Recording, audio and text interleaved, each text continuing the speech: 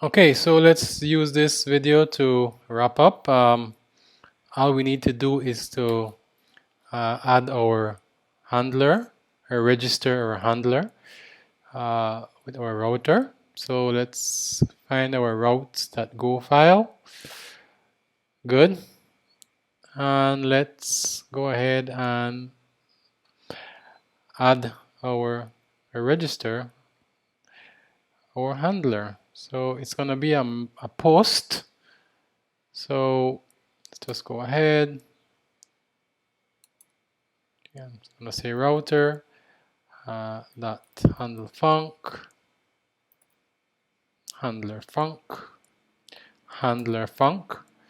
http dot method post.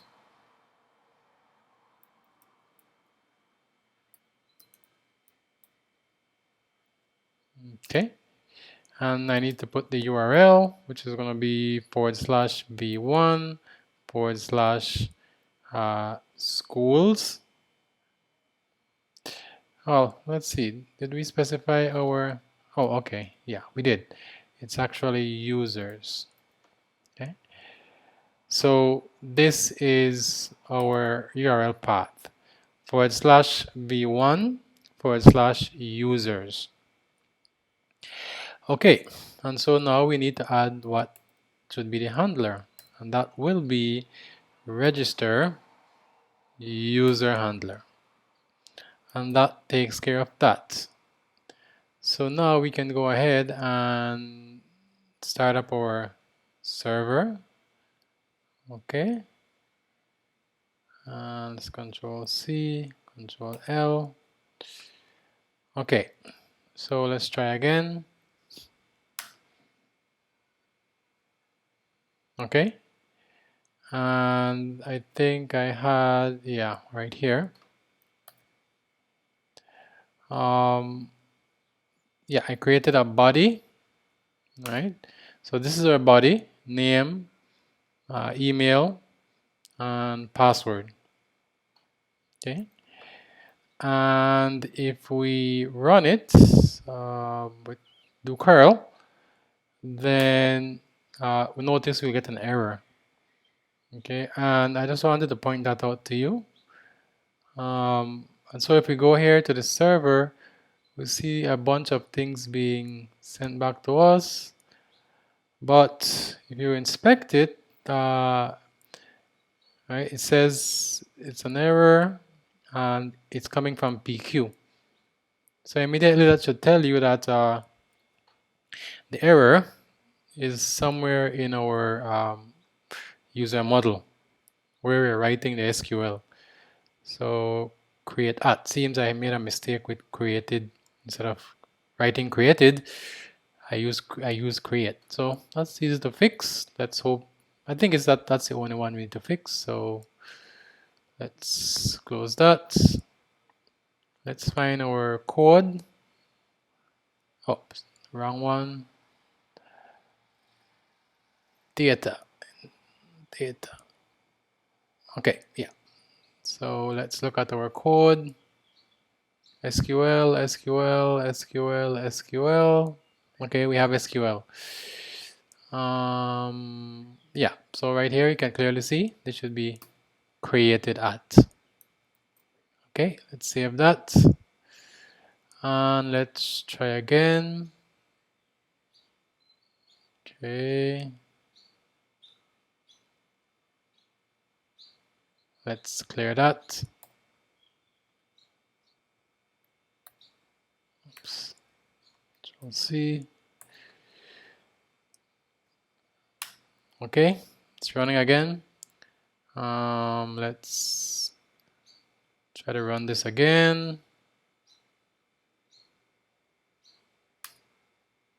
Okay, so it says body must not be empty. Do I have my body? Oops, it's empty. So let me go and recreate this. Yeah, right here. Good. So let's run this again. Okay, so we got data. and let's run it, and I get 201. Okay, so it was created. Good. Let's try using this again. Let's see if we get that we have a duplicate email. Right? So I'm going to use the same data. Do we get duplicate email? Yeah. So email, a user with this email already exists. So that's good. It works. Let's change our body, and let's put an empty name. Okay. Empty name, and it should tell me that there is a problem. Yes. Okay. So those seem to be working. So that's it. Let's just do one final thing. Let's just see if our data is in the database. So let's just PSQL $, what's the name of our database? Apple tree, that's our variable name, environment variable, db underscore dsn. Oh, not in. Okay, PSQL. Okay, I'm in. Let's list our tables to see. Okay, and let's select all from users.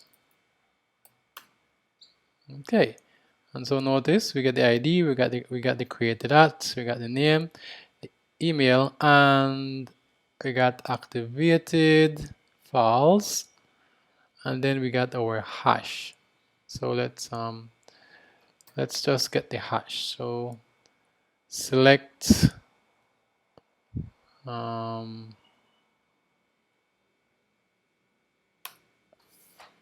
what's it called? Password hash.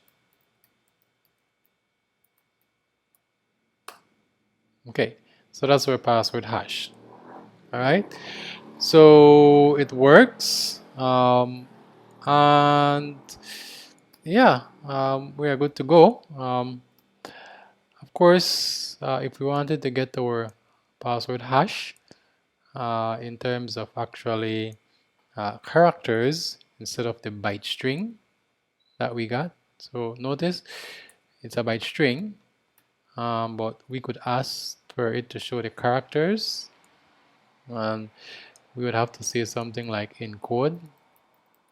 Okay, and we'll simply pass in